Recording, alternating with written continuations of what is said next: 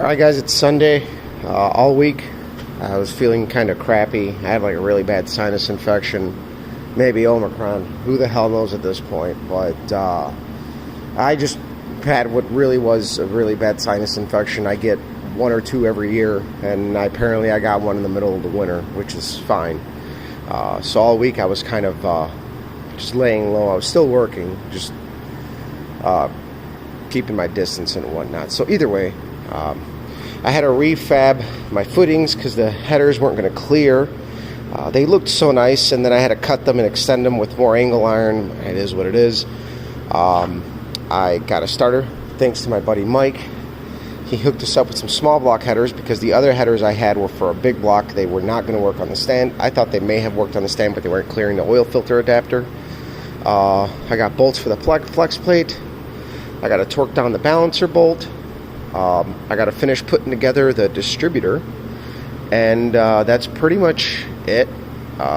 Wire it up, put plugs in it, wires. I don't know how long this is going to take me. This might be a two-part, but I might get everything ready, go home, grab my fuel jug, get some fuel, come back later and fire it up, or fire it up during the week. We'll see how everything goes. I think the bulk of the hard work is done. Who knows? I had to file fit the dipstick. So if you guys buy like the Transdap or the Mr. Gasket dipstick, the problem is that bubble crush is really hard. So what I do is I grind it down, and then I put it on a vise and I flatten it a little bit, and then I start tapping it in with like a 3-pound sledge. That way I don't destroy it. And this one went in and came out, and it's set. So yeah, we got our headers. I brought my torque wrench. Got all the stuff I need. See how far we get today. Alright guys, so I got the engine all set up. I got to put the header mufflers on there, at least like the glass packs I got. I got to go get fuel. I did have a little fuel in my jug, so I sprayed just a little down into the bores of the carburetor just to see if it would pop. And I managed to run it for like a second or two, and I'm like, okay, so it'll fire up. We don't have any issues there. I don't normally like to do that, but I did it like the best way possible. Instead of having like a cup of gas, I will actually grab like a bottled water and just poke a tiny hole in there. So and then, before I fire it up, move this out of the way because, people have caught their hands on fire, their cells on fire because they're holding the gasoline while they're trying to get the engine to run. I just wanted it to get the pop. I just don't have enough fuel in the fuel cell for it to run consistent. But for the little bit that it ran, and I ran it a few other times just quickly just to hear stuff. And even with the open headers, I wasn't hearing any noises, so that's good. So I'm going to clean up my tools, make sure my camera stand works. I got to go get fuel. I have to go get some RTV so I can put the water neck on. I believe I have the correct hose here. I have to check. I have to put a clamp on this nipple, maybe replace it, go out and buy one when I get some RTV. And yeah, pretty much that's kind of all I have left. Put water in it and run it and idle it for a little bit. Our loaner carburetor today is a 750 Edelbrock that is for sale. I have 2 of them. They're not mine, they're my boss's. But I know this carburetor works. We had it on a Chevelle. Fairly good shape. So once I get some fuel in the fuel cell and clean up my mess, organize my thoughts, I'm going to come back because I have to leave. I'm going to go grab some food, think of anything I can be missing, and we'll be good. So, another little thought. People had mentioned I should have something for safety here, but actually these, if this ever goes loose, the pegs here will catch it. And then I can't go past the starter or the headers, so that's a good little safety feature.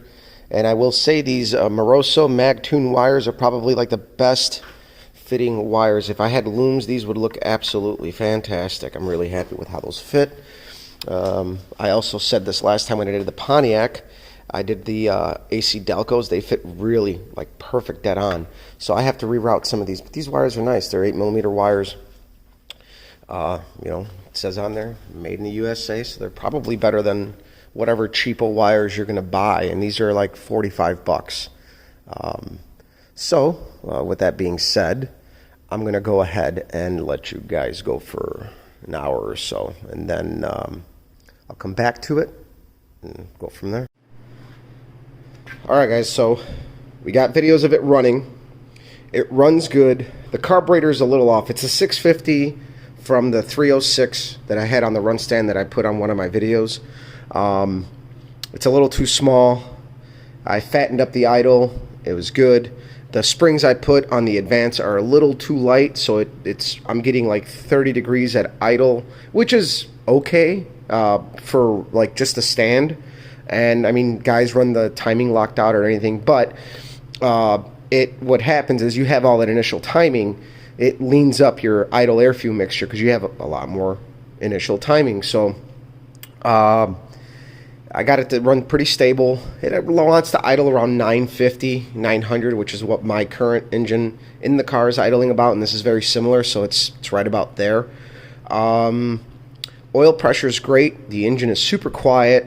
Obviously, I get like puffs of smoke from the breathers because I don't have a PCV to pull any of the gases that go past the ring, which is common. And I get a puff of like blue smoke on D-cell. So when I rev it up after I shut the throttle, I get a puff of smoke out of the driver's side bank.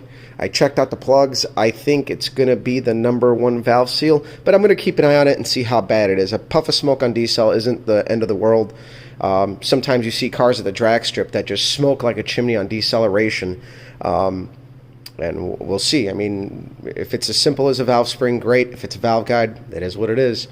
We kind of rolled the dice on it. But this thing runs great, and I'm not going to worry about the puff of blue smoke on D-cell because it's not that big of a deal for me at all. I think I got about 45 minutes of runtime on this thing altogether, and the plugs looked good. So really, I think this is the wrap. I think I would like to get this thing to run better on the stand, but I'm not going to take the carburetor off my olds for this fucking thing.